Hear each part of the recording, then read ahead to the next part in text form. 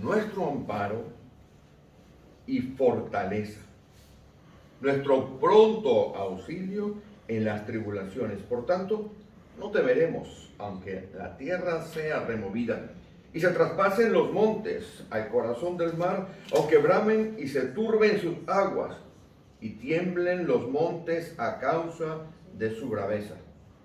Del río sus corrientes alegran la ciudad de Dios, el santuario de las moradas del Altísimo. Dios está en medio de ella, no será conmovida. Dios la ayudará al clarear la mañana.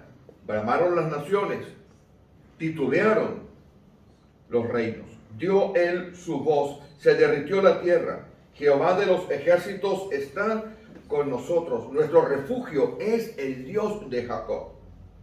Venid, ved las obras de Jehová, que ha puesto asolamientos en la tierra, que hace cesar las guerras hasta los fines de la tierra, que quiebra el arco, corta la lanza y quema los carros en el fuego. Estad quietos y conoced que yo soy Dios. Seré exaltado entre las naciones, enaltecido seré en la tierra. Jehová de los ejércitos está con nosotros. Nuestro refugio es el Dios de Jacob. Puede sentarse, los hermanos. Durante una época de un par de años me dediqué a buscar, a entender y a buscar los contextos de los salmos. Y ayer, luego de que veía la esperanza que se observaba en la cara, preocupación también, pero esperanza que se observaba en la cara de aquellos que junto a la estación de tren de Atocha estaban recogiendo, allí en Madrid, recogiendo las cosas para llevar a Ucrania, teniendo en cuenta que en la mente de muchos de nosotros está ese sentimiento de miedo, de qué va a pasar, nos alcanzará la guerra, entendiendo que usted abre el internet ahora y lo que va a ver es cosas de la guerra. Es más, hemos predicado de la profecía de la guerra la semana pasada, que todos lo recordarán. Y hablando con mi esposa, porque venía yo en el tren muy cargado, podríamos decir, pero por un lado, tratando de ver qué era lo que Dios había puesto en mi corazón para predicar. Una conversación con mi esposa me terminó de dar el sentido, porque este salmo lo se había estudiado en una oportunidad. Este salmo que está aquí, el Salmo 46, tiene algunas cosas muy interesantes. Si ustedes ven en sus Biblias, no sé, pero en la mía está dividido en 3 o 4 partes. La primera parte, desde el 46 hasta el versículo 3, después desde el 1 hasta el 3, después desde el 4 hasta el 7, después desde el 8 hasta el 11. Pero al final de cada una de esas partes hay una palabra muy interesante. Se llama Selah. ¿La leen allí? ¿En su Biblia está? Sí. ¿Qué es Selah? ¿Qué significa Selah? ¿Por qué este salmo se escribe? Bueno, este salmo lo escriben los hijos de Coré. Vamos a ver por qué se escribe y qué significa Selah. Mire, Selah significa pensar y meditar pausadamente en lo que en ese momento se acaba de decir. Por ejemplo, si yo leo las primeras 3 estrofas y estuviéramos en aquellas fechas en las cuales estos salmos se leían o se cantaban, tendríamos que hacer una pausa, como habíamos hecho algunas veces, que hacemos una pausa y nos ponemos a orar en nuestras actividades para meditar en lo que hay allí. Observemos los 3 primeros versículos. Dios es nuestro amparo y fortaleza, nuestro pronto auxilio en las tribulaciones. Por tanto, no temeremos, aunque la tierra sea removida y se traspasen los montes al corazón del mar, aunque bramen y se turben sus aguas y tiemblen los montes a causa de su braveza. Allí había que hacer una pausa en el cántico y empezar a evaluar esta situación. Si usted ve el versículo 2, está hablando de un hecho catastrófico. Un hecho terriblemente catastrófico. Ahora, ¿quién escribió este salmo? ¿Y por qué había que meditar con mucha calma y muy pausadamente en las tres partes de este salmo. Este salmo lo escribieron los hijos de Coré. Y lo escriben en un momento que es similar a las noticias que estamos viendo ahora. Les voy a explicar quién eran los hijos de Coré. Los hijos de Coré había cuatro grandes divisiones en las tribus de Leví. En la tribu de Leví había cuatro grandes divisiones y una división se encargaba de guardar las puertas del templo. Otro grupo de ellos se encargaba de lo que era el mantenimiento del templo. Otro grupo se encargaba y se rotaba con el tercero y cuarto grupo en los sacrificios. Esas eran las cuatro grandes divisiones que había en la tribu de Leví. ¿Saben lo que era la tribu de Leví? Los sacerdotes. Si usted conoce a alguien de apellido Cohen, los Cohen, si alguno lo ha escuchado, o los Ramírez, ¿hay alguna persona aquí de apellido Ramírez? Los Ramírez, se entiende que los Ramírez los Ramírez de España originales, vienen probablemente de una línea que se puede ir hasta estos sacerdotes. Eran levitas, eran sacerdotes, eran gente que habían sido llamados a servir a Dios. Pero extrañamente este salmo se escribe más o menos en el año 800, 900 antes de Cristo. Vamos a ver el contexto y por qué es tan importante que entendamos qué había en ese momento y lo que tiene que estar en nuestra mente en estos momentos de dificultad. Porque hay que hacer pausas y evaluar las promesas del Señor. Vayan conmigo, mis hermanos, si les parece bien, vayan conmigo al segundo libro de Crónicas, en el capítulo 20. Habían dos tipos fundamentales entonces de levitas, o de leví, o de sacerdotes, vamos a llamarlo levitas mejor. Los que hacían funciones y los que adoraban en el templo. Habían unos que cuidaban las puertas, otros que hacían todas las funciones internas, y había otros que estaban dedicados al sacrificio y a la ofrenda. Y este salmo lo escribe un grupo de personas que no habían sido llamadas en cuanto a su función sacerdotal para adorar a Dios. Y esto es lo asombroso de este salmo, que usted lo ha traído hoy. ¿Alguien le dijo a usted que lo leyera? El Espíritu Santo le he dicho que lo leyera, porque cuando usted lo leyó, yo inmediatamente volteé mi mirada hacia mi esposa para pensar si era que ella había dicho que leyera este salmo, porque este es el salmo que hoy vamos a analizar. Segundo libro de las Crónicas, en el capítulo 20. Dice así: pasadas estas cosas, versículo 1, pasadas estas cosas, aconteció que los hijos de Moab y de Amón, y con ellos otros de los amonitas, vinieron contra Josafat a la guerra. Y acudieron algunos y dieron avisos a Josafat diciendo: contra ti viene una gran multitud del otro lado del mar y de Siria, y he aquí están en Hasezón Tamar, que es Engadí. Engadí es un lugar en Israel donde después se esconde el rey David, o donde se escondió una época del rey David. Entonces él tuvo temor y Josafat humilló su rostro para consultar a Jehová e hizo pregonar ayuno a todo Judá. Y se reunieron los de Judá para pedir socorro a Jehová, y también de todas las ciudades de Judá vinieron a pedir ayuda a Jehová. Mire, las noticias que hemos visto últimamente se parecen a esto. Una guerra de asedio. Y esto era lo que estaba pasando aquí. Pero los hijos de Israel, los judíos, estaban siendo, si usted observa el capítulo 20, versículo 1, estaban siendo atenazados por dos pueblos. El pueblo de Moab y el pueblo de Amón. Estaban emparentados con los judíos. Así como usted ve que los rusos y los ucranianos están emparentados, ¿no?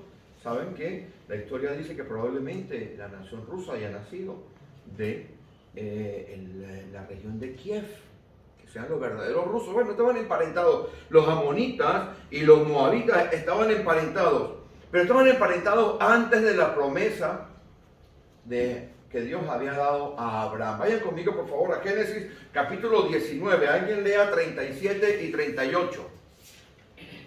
Vamos a ver el contexto de este salmo y por qué es tan relevante este salmo para nosotros. ¿Quién lee Génesis 19, 37 y 38? Y alguien busca, por favor, Deuteronomio 23. Y dio a luz la mayor un hijo y llamó su nombre Moab, el cual es padre de los moabitas hasta hoy. La menor también dio a luz un hijo y llamó su nombre Benamí, el cual es padre de los amonitas hasta hoy. Estos estaban fuera de las promesas. Ellos eran un pueblo que no había disfrutado de todas esas cosas que estaban disfrutando los judíos de la ley y de las promesas de Dios. Y era un pueblo que había sido enemigo del pueblo de Israel, del pueblo de Dios, de tal manera que fueron cortados del servicio al templo. Deuteronomio 23, 3 y 6. ¿Quién lo tiene? Y alguien busca Isaías 25, 10, por favor.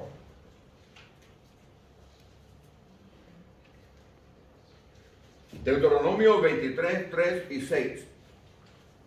Y alguien busca, por favor, Isaías 25, 10.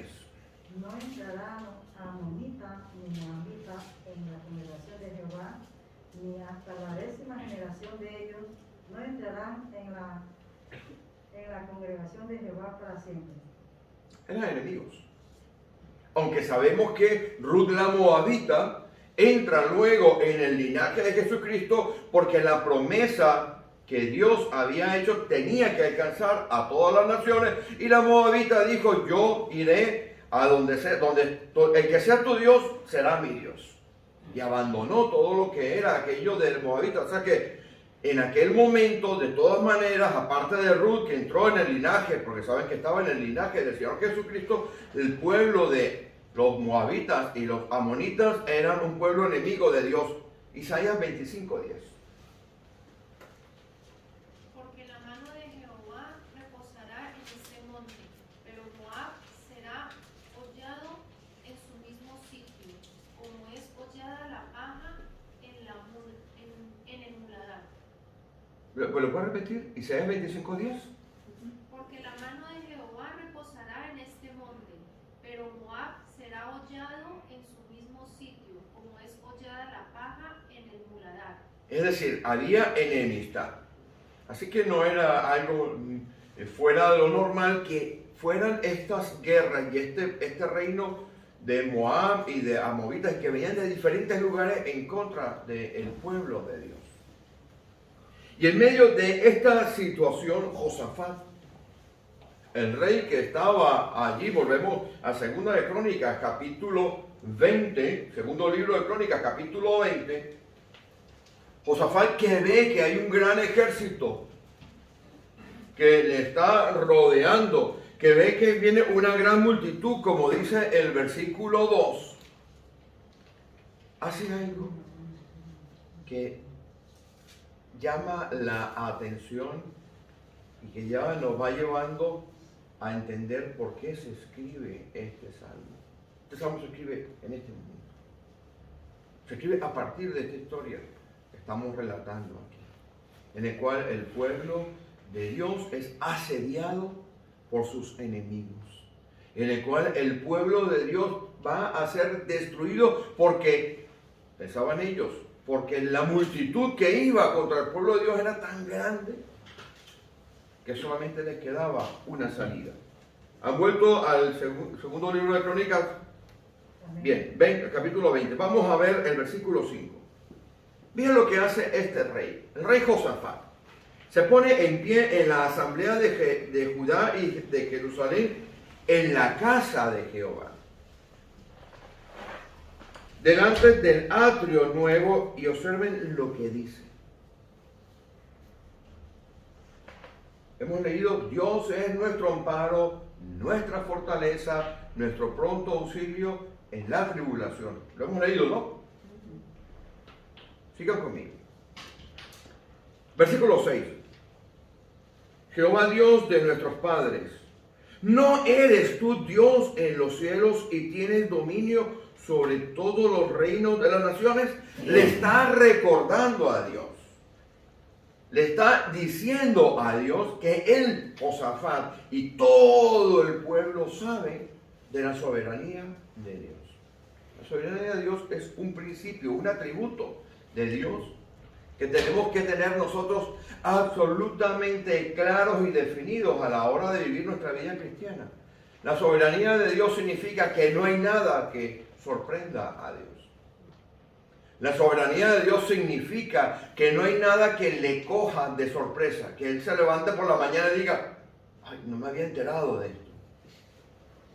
Nada de lo que acontece, nada de lo que ha acontecido, nada de lo que está pasando en este momento y nada de lo que va a suceder en el futuro escapa de la soberanía, del juicio, de la comprensión, del entendimiento, de la voluntad de Dios. O Él permite que las cosas acontezcan, o Él ordena que las cosas acontezcan, inclusive lo bueno y lo malo. Inclusive lo bueno y lo malo. Aquella frase de Job, recibiremos de Jehová solamente lo bueno y no lo malo. Lo dice que en el libro más antiguo ya estaba claramente definido que Dios es soberano sobre todas las cosas. Y Josafat, en medio de aquella gran congregación, lo primero que hace es que va directamente a Dios y deja patente. Y a Dios le gusta también que nosotros hagamos eso. Patente que Él es el que manda.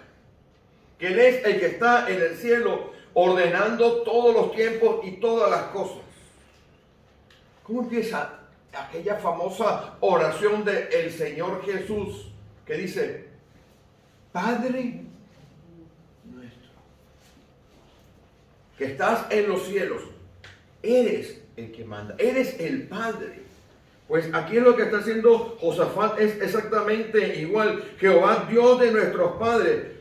Lo voy a poner en lenguaje ahora. Tú eres el Dios que en los cielos tienes dominio sobre todas las cosas de la tierra. En tu mano está todo el poder y toda la fuerza. Nada puede resistirte. Es decir, está reconociendo que cualquier cosa que vaya a acontecer y que ha acontecido está bajo la soberanía de Dios. Pero hay algo adicional.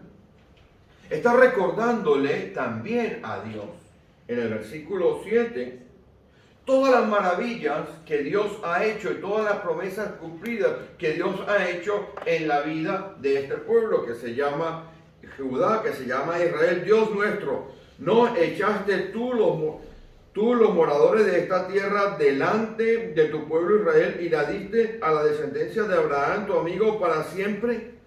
Está recordando que Dios ha cumplido sus palabras y que seguirá cumpliendo todas las cosas. Y el versículo 8 le sigue recordando, y ellos han habitado en ella y te han edificado en ella santuario a tu nombre, diciendo, si mal viniere sobre nosotros o espada de castigo o pestilencia o hambre, nos presentaremos delante de esta casa y delante de ti, porque tu nombre está en esta casa, y a causa de nuestras tribulaciones clamaremos a ti, tú nos oirás y tú nos sabrás. Está diciéndole a Dios que todo proviene de Él, que por su fuerza nada puede ser. Igual está pasando ahora. Igual pasa en nuestras vidas. Intentamos tirar de contactos muchísimas veces para solucionar nuestros problemas. Algunas veces intentamos tirar de diplomas. Intentamos tirar los que pueden de chequera, de dinero, y se dan cuenta muchísimas veces que eso no funciona.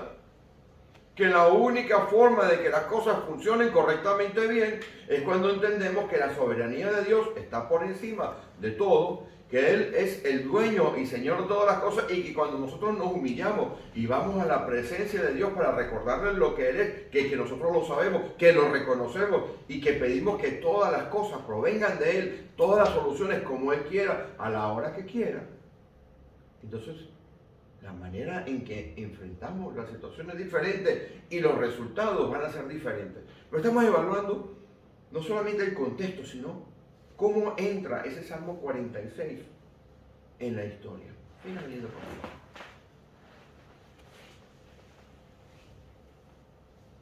Vamos al versículo 13. Y todo Judá estaba en pie delante de Jehová con sus niños y sus mujeres y sus hijos. Y allí estaba Jaasiel, hijo de Zacarías, hijo de Benaía, hijo de Jehiel, hijo de Matanías, levita de los hijos de Asaf. Salmo de Asaf. ¿Alguno ha escuchado hablar del Salmo de Asaf?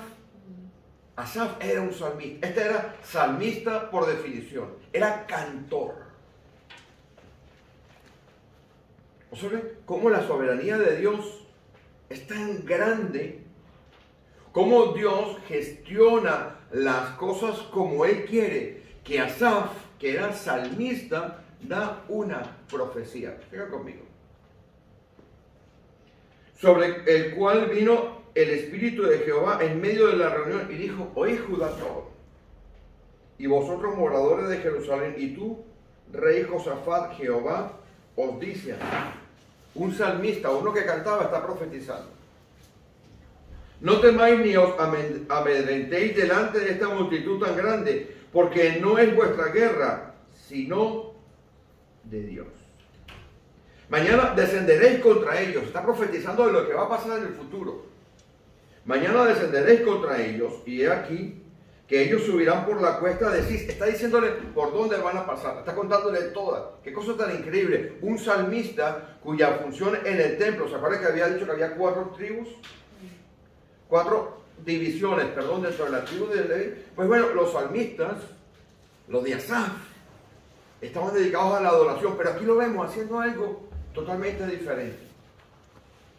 A veces nos quedamos metidos en nuestro rol en las congregaciones y no dejamos que el Espíritu Santo nos lleve a otro lado, a otra función, a hacer algo más importante, y seguimos lo que está, o diferente, podríamos decirlo de esta manera. Pero miren lo que pasa con esta profecía.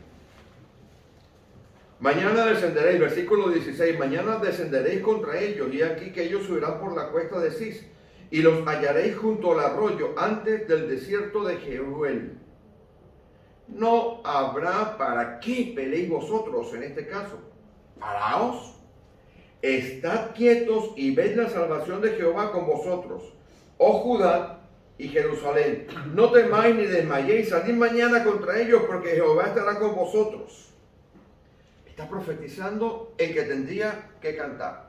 Ahora observen conmigo lo que acontece aquí, que es el origen del Salmo 46.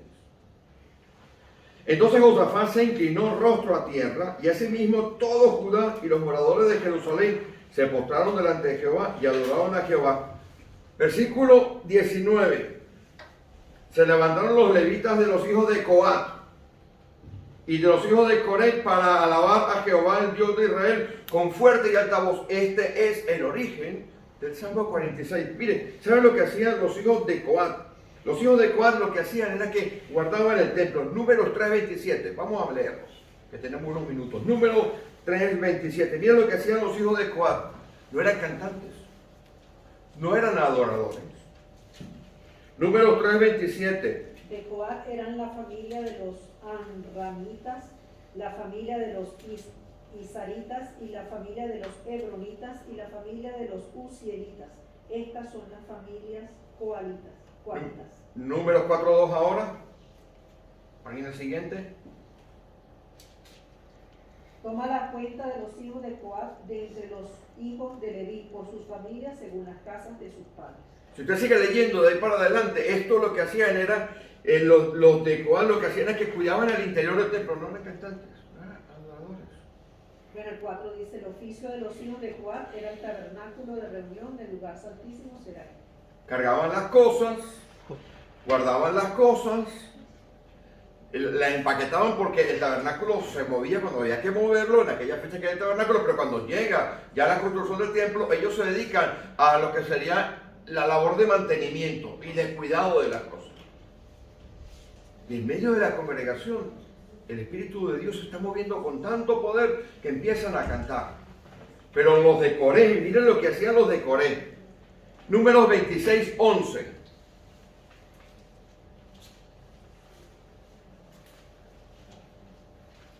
eran aquellos que no habían muerto cuando había la rebelión de Coré. ¿Se acuerdan de la rebelión de Coré? ¿La han escuchado? Estos son los hijos de aquellos que no habían muerto. Y alguien busca Primera de Crónicas 9, 17 y 19. Estos eran los porteros. Los que abrían y cerraban las puertas del templo. No eran cantantes. El número. Sí, lean el número 26, 11, dicen, y no murieron los hijos de Coré. Pero si lee usted en Primera de Crónicas 9, 17 y 19, verá usted que se les había asignado una función que no era la de adorar. La función que se les había asignado era cuidar la puerta del templo. ¿Quién lo lee? El 19, ¿no? Sí. Salum, hijo de Coré, hijo de Eliasaf, hijo de Coré, y sus hermanos los coreitas por la casa de su padre tuvieron a su cargo la obra del ministerio, guardando las puertas del tabernáculo como sus padres guardaron la entrada del campamento de Jehová. ¿Qué nos está diciendo Dios con esto? Porque si usted va conmigo, por favor, vuelva al Salmo 46, un segundito nada más.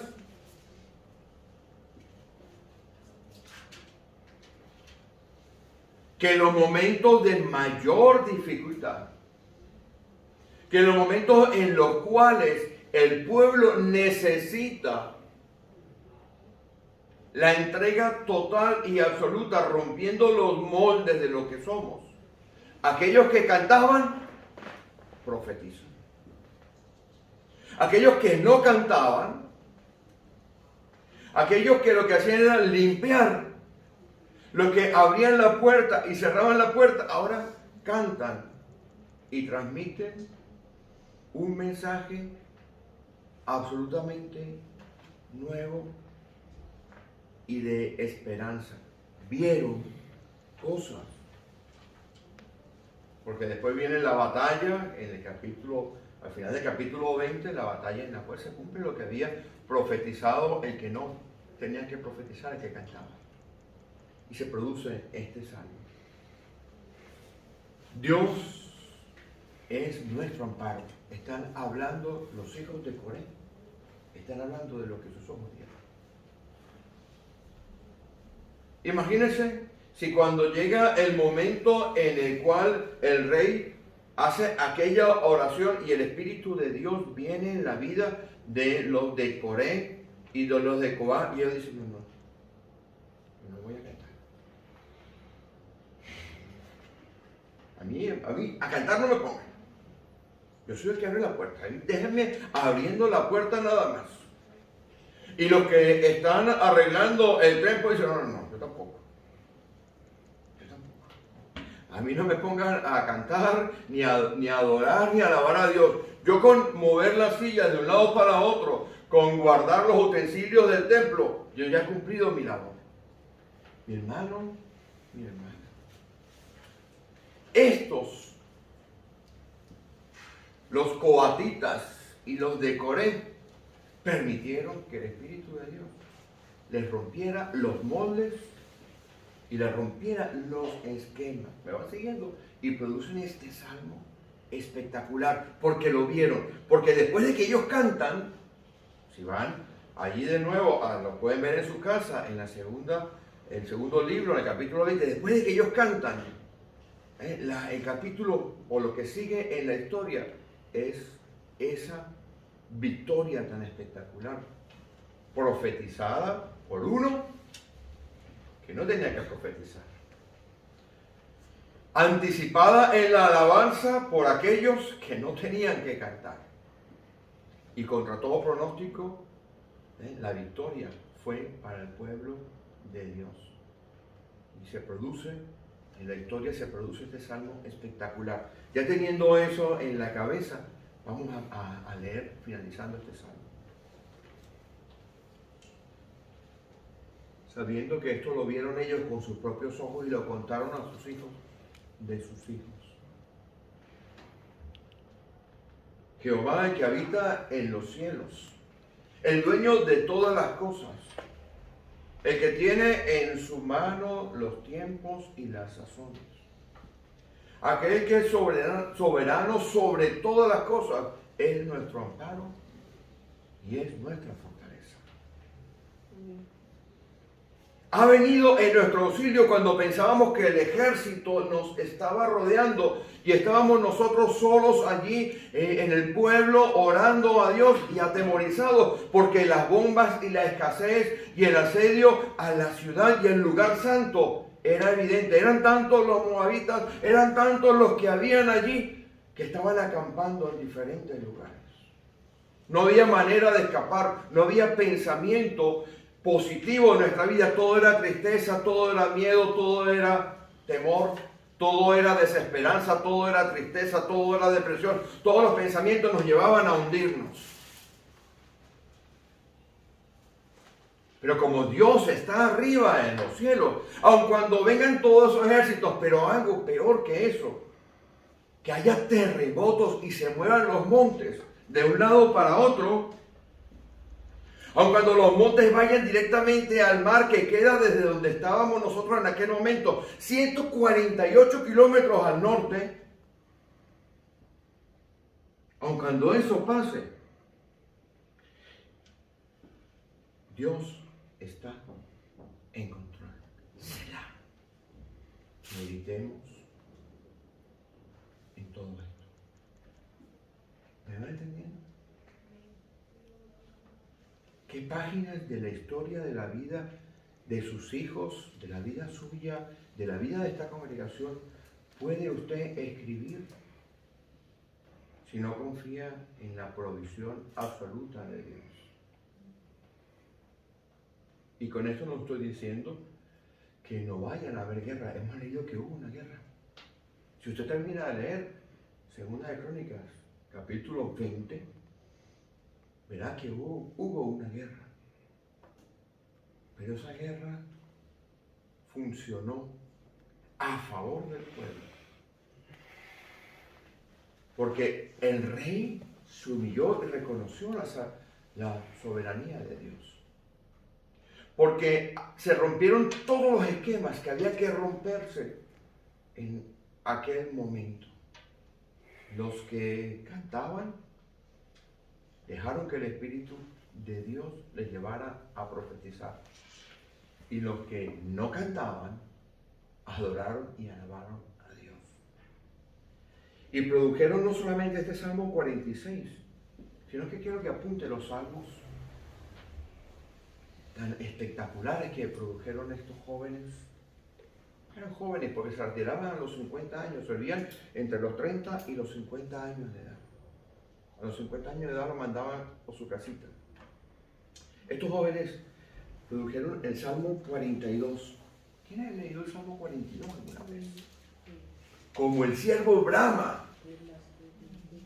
Pero ven acá, si estos lo que hacían era cuidar la puerta y limpiar el templo. Pero este momento de crisis cambió el esquema de pensamiento de aquellos que pensaban que solamente con ir y abrir la puerta o mover las sillas tenían suficiente. Salmo 44 también.